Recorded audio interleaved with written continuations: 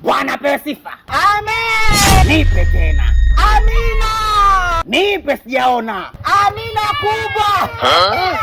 Oya we, shedere hiyo panya kaloa. Sasa nawasikiliza kondoo zangu. Kama nilivyokuambia namleta shoga yangu. Ndo huyu hapa alitongozi mpaka alitongozi tena mamkubwa. Wewe ujikwai. Huyu shoga yangu abiba uozo amenileta. Niza kagweta kineone. Keke mchungaji no yoko lonjiwa na abakosha boyo yoko nitongoza. Yaani wanaume hawanitongozi mchungaji mimi namaanisha.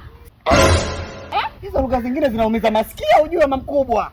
Bakosha. Nayo yo mbakini helo uchungaji mwenekana tele lako kekena lengwe lage. Mwenyewe kama unatukana kuruka chako ni mwenyewe. Mchungaji mimi sitongozi na miaka 6 naomba niombe maombi yako nitongozwe na mimi niolewe. Sasa bila kupoteza muda natakiwa tuingie katika maombi. Baba katika jina lako. Nimewaleta hawa kondoo zangu wawili baba Ribashanda Ribasaka wana matatizo. Huyu mdada Msukuma huyu hatongozwi baba. Ana mwaka wa 6 sasa hivi hajawahi kutongozwa wala kupigiwa uruzi wa aina yoyote. Ai, Ribashanda Ribasaka ai.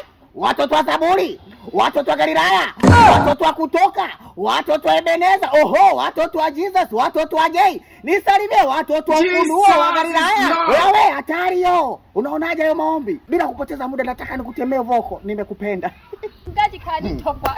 Mchungaji kakutongoza eh? Kanitogwa. Shoga nyota imeng'aa. Umetongozwa na mchungaji. Sasa mbona unajinyonga hivyo kaa kinyonga? Vipi tena mamkubwa wewe ujikwai? Mchungaji amenitongoza.